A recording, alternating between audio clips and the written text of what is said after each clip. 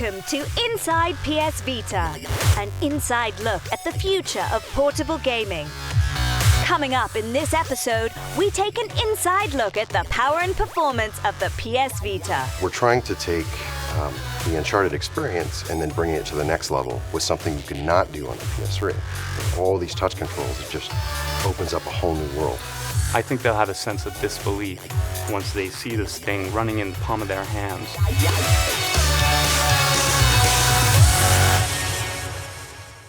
So, what can we expect power and performance-wise from the PS Vita? The horsepower in this thing was just amazing. I mean, quad-core GPU, quad-core CPU, OLED screen. I mean, it had everything, the bells and whistles, everything you could think of, this thing was going to have it. This machine is going to change the way handheld gaming is going to be perceived from this point on. When they told us that they wanted us to make an Uncharted game, we were all blown away. We're like, you've got to be kidding me. Sweet, it was so much fun. So that's how it started. It was like a dream combination of new portable hardware and Uncharted IP, both brought together, and we get to do it. We knew that, if we made the best PS3 game we could, on the Vita, we would have failed. And that was our mantra from the beginning. We want to create an Uncharted for the Vita. Naughty Dog was very helpful. I mean, they give us what we needed, animation, environment, and tons of information. Basically, we can bring the same graphic quality for the PS3 to the PlayStation Vita, which is insane. Now that we've got the dual sticks, and then the motion technology, plus the front and rear touchscreen, the two cameras, it's just been amazing. The first things we started looking at was touch, and how you could actually really interact with the environment, actually being able to point in the environment, drag your finger across the environment, and have Drake follow along.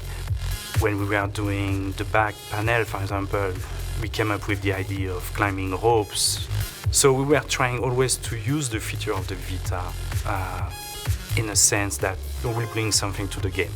You can do the traditional controls, aiming and firing, but what we wanted to do for the Vita is add something a little bit more dynamic to the system. So the main thing that we did is when you're aiming around, you can aim with the right stick, and then you can just tilt to adjust your aim.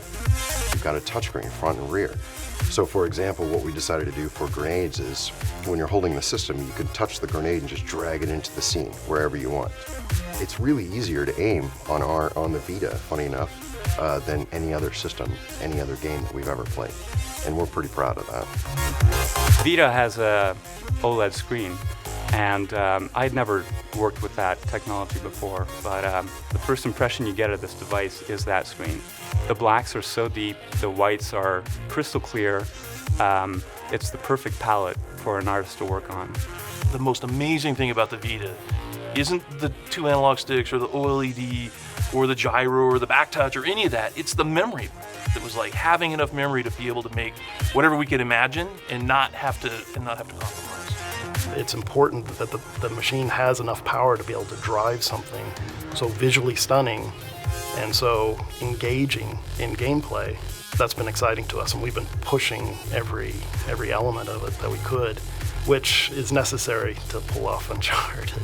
But one thing that's certainly exciting about moving to the PlayStation Vita, especially coming from the PSP, is that we have trophy support now. So, players on the PlayStation Vita are going to get the same sort of gameplay experience that they're accustomed to on the PS3. And new aspects that have been brought to the PlayStation Vita is the live area activity feed, where we're actually providing achievements in the game. So as you're progressing through the game, the player can get the sense of, hey, I'm accomplishing something as I'm going, and these achievements are actually being posted out, and they can see it, they can comment on it, see what their friends are doing, see how their friends are progressing through the game, which I think is, again, a lot more engaging. Working with Naughty Dog was a challenge only because those guys are the best at what they do. They set the bar so high. One of the reasons why our game looks so close to Uncharted is we're actually using a lot of Naughty Dog's assets. It's quite amazing, actually, that we were able to take PS3 assets, plop them directly into a portable device. It's kind of crazy.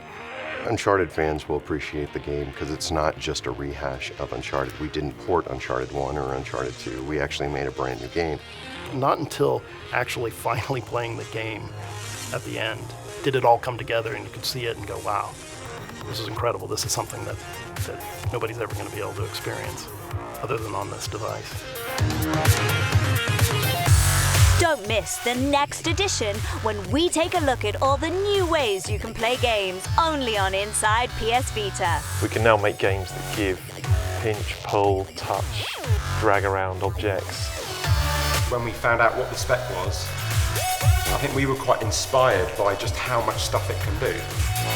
Thanks for watching. See you next time.